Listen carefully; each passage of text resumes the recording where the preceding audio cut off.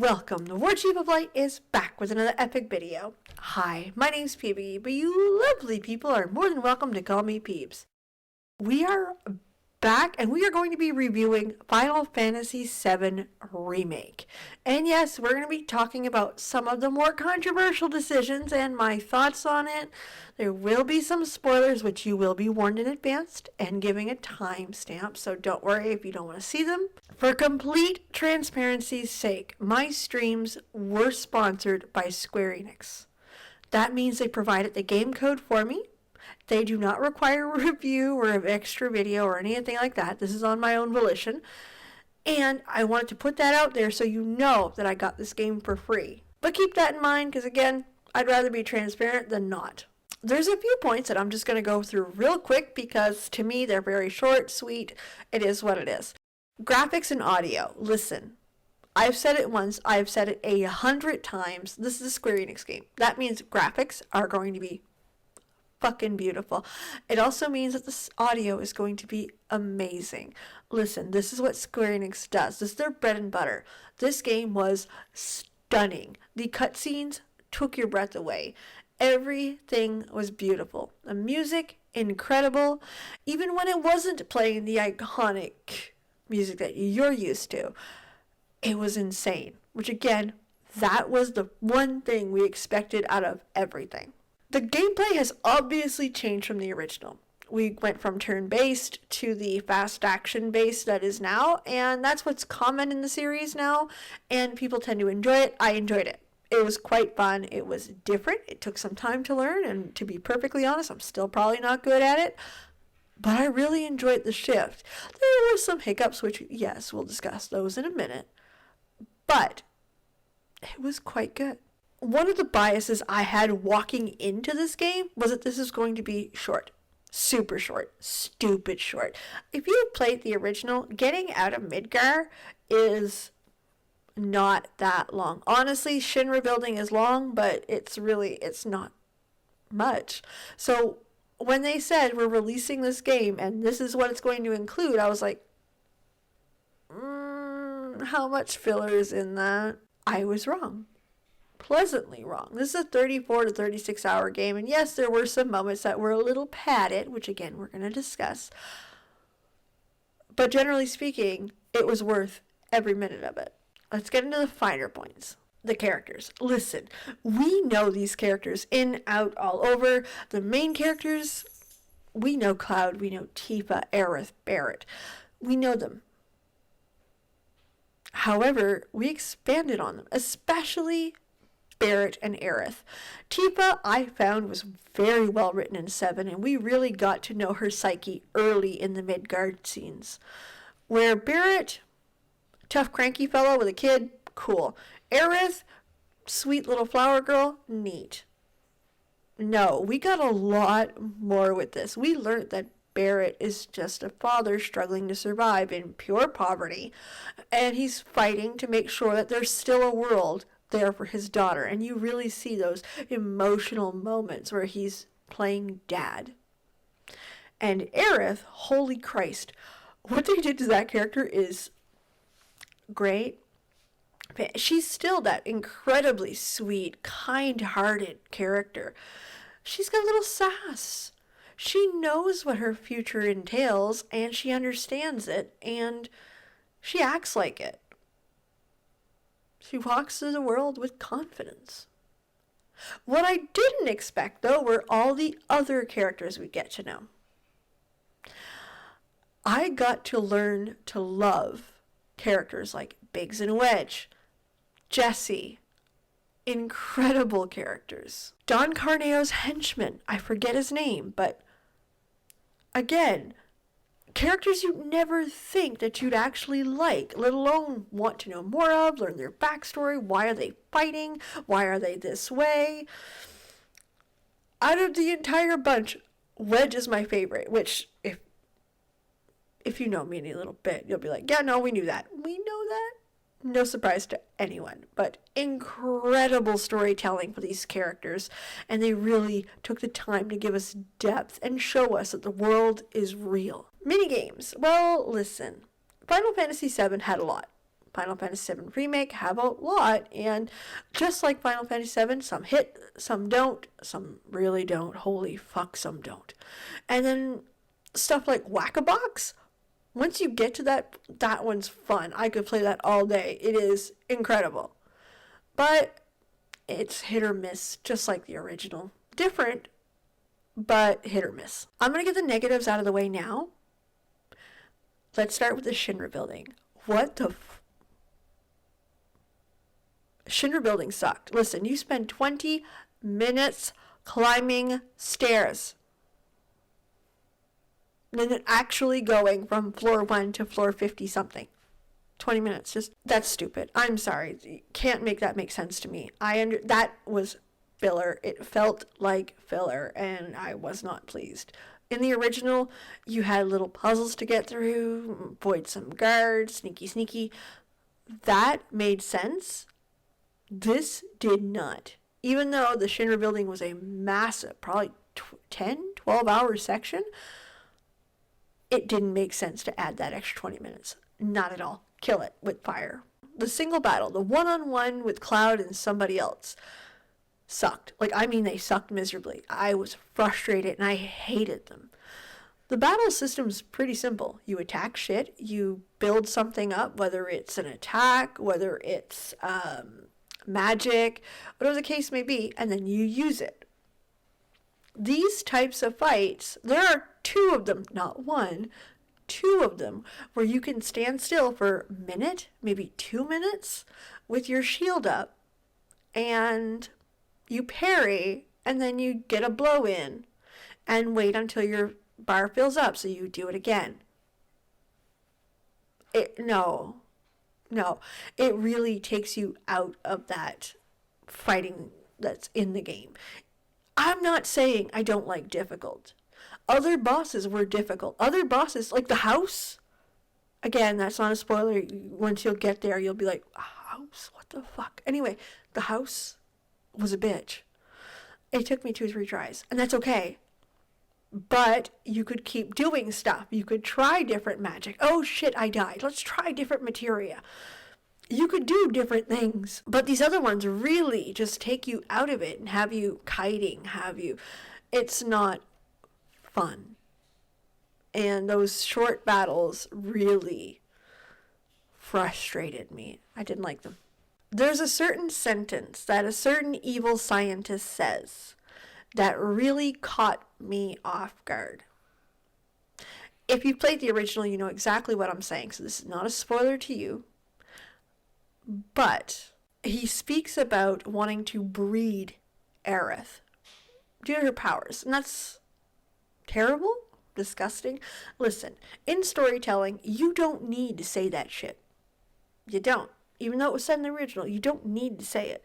1, do we hate the scientist dude? Yes. Long before he said the sentence, yes. Do we know he's evil? Very evil. Do you know he's cruel and evil? You know that. That sentence was just not necessary and could have been just skipped. I think the entire line could have been just not mentioned. You would have not lost anything out of it. And finally, the absolute worst part of this game. It's not up for debate, I'm sorry. You can't play Red 13. I'm sorry, I was so excited to play Red 13. I still want to play Red 13. I want to play the puppy. I can't play the puppy. Nope. Worst part of the game. Still salty. Now that was the negatives, okay? There were some. I'm not a perfect game. Let me get to the positives because they really outweigh the negatives. And I'm not going to lie. This is where the spoilers start because I can't help myself. I really, really can't help myself. So I'm going to leave a time code here to where to skip to. If you've played through it, you know. But I'm also going to go into the controversial section as well before the end of that, because that is as well spoiler territory. And no, it's not Final Fantasy VII spoiler territory. Listen, that game is older than my kids. This is Final Fantasy VII strictly remake spoilers. Wedge and the kitties. Oh my god, I love the kitties. They did so good. It was everything, and I screamed every time he held the kitties. Okay. Jesse's mom's cooking. I know that was a throwaway thing, but how real is that? One of your friends has a mom that cooks like for an army, or every time you walk in offers you cake. That's very real world to me, and it was just a simple thing said, and I was like, that caught me. Listen, Marlene destroyed me. There's this certain moment between her and Aerith when she looks up to Aerith. She's scared. Dad's not there. Shit's going down. And she starts to cry. And I'm starting to quiver as I'm saying it. But she starts to cry, and it really feels real. That moment, the voice actor is incredible. But that one moment feels like a young child just terrified and needs comfort. And I ugly cried a couple times in that game. That was it. That was a huge one for me. Another moment that caught me was Aerith's home surrounded by the flowers. Again, Midgar is barren. It can't grow things. It's all artificial. But Aerith's home is a floral garden. It is beautiful. It is everything. The ghost train. Now, listen, I was creeped out. I wasn't... I don't mind those types of stories. I like a good macabre story. But while I was enjoying it, there's a moment with Aerith where she's alone and she's left alone. And I want to tell you that that was the other real moment that I ugly cried. Because if you've ever been in that position, you know that feeling. You know it hard. And it brought me back there. Like, I can't believe it did, but it certainly did. And I lost it. I just lost it.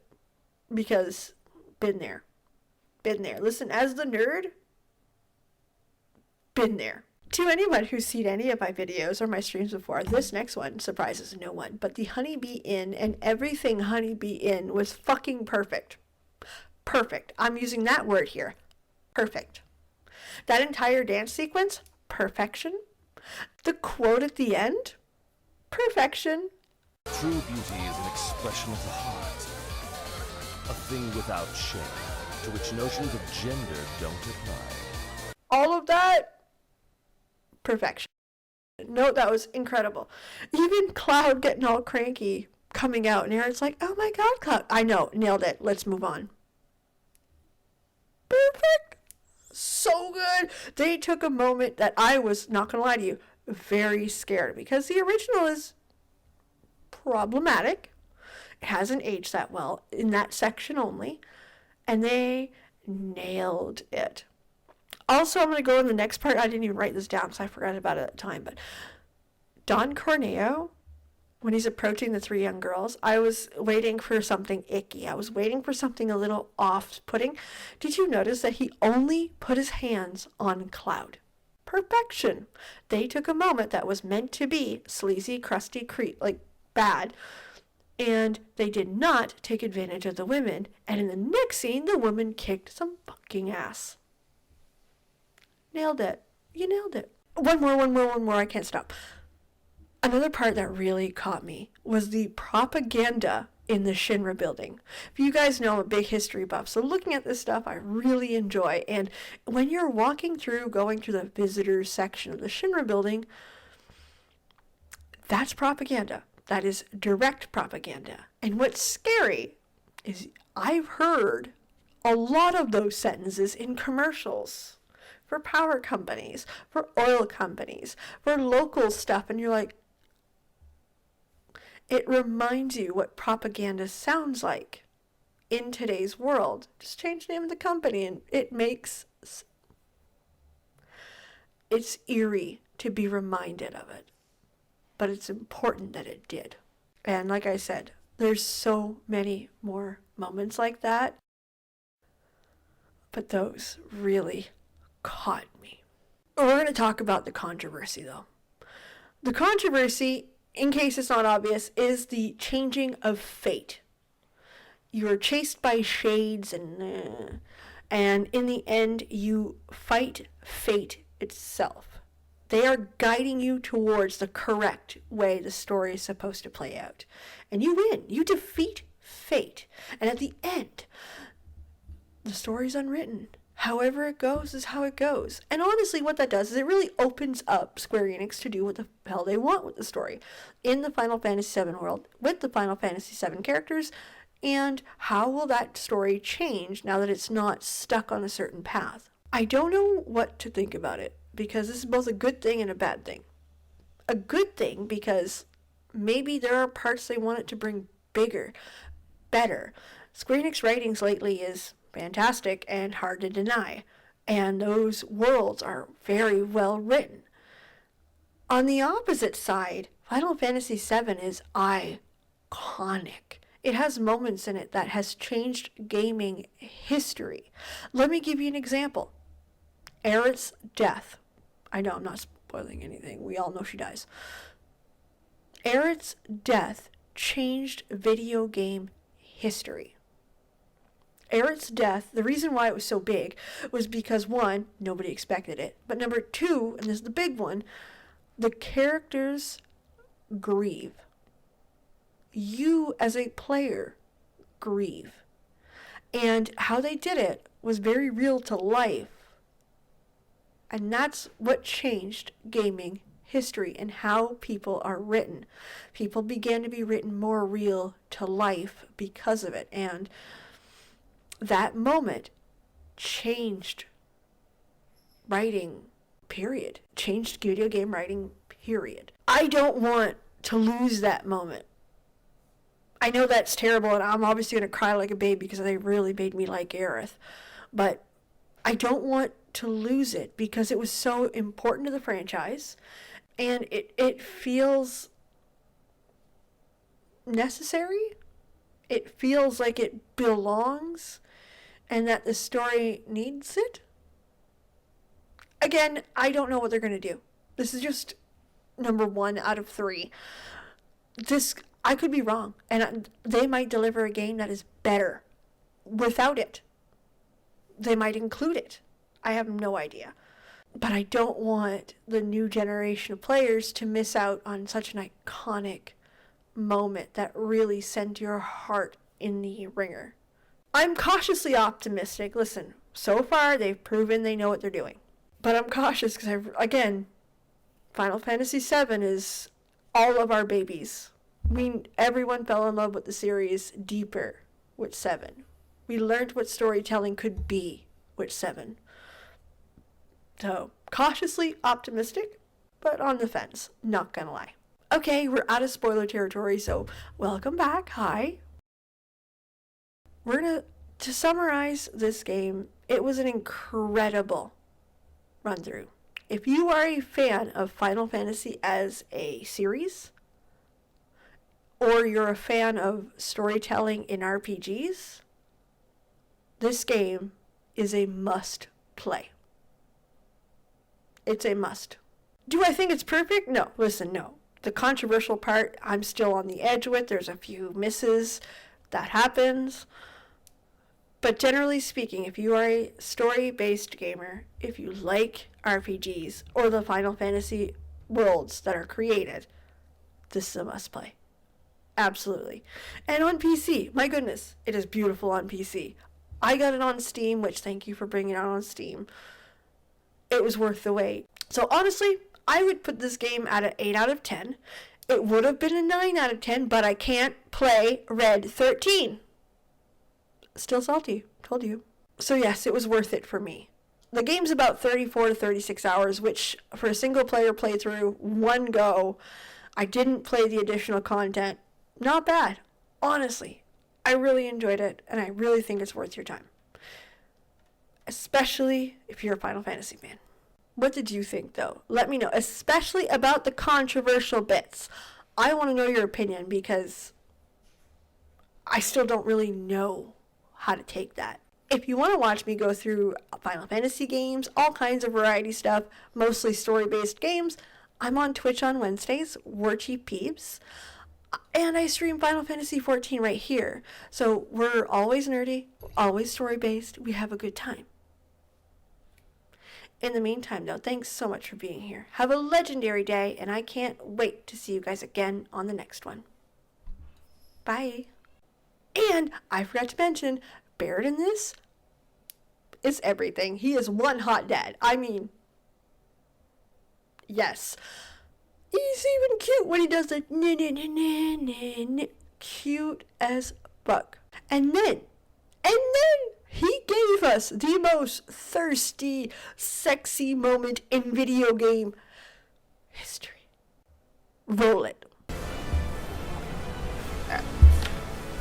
Daddy's coming home real soon, honey. Yes, you are.